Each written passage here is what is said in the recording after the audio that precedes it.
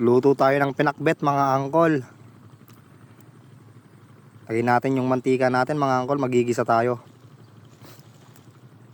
Tapos yung karne natin mga angkol,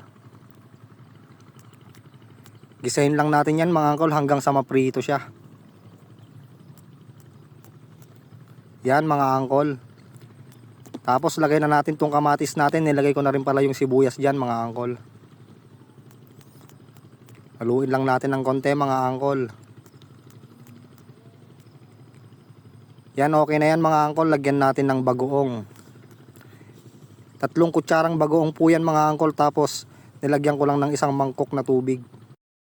Antayin lang natin kumulo mga angkol. Yan, kumulo na. Lagay na natin tong gulay natin mga angkol.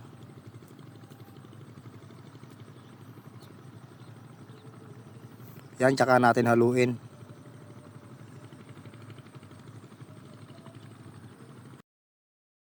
Kumulo na ulit mga angkol. Haluin lang natin ng konti. Tapos antayin lang natin ma-absorb niya yung sabaw mga angkol. Tapos okay na.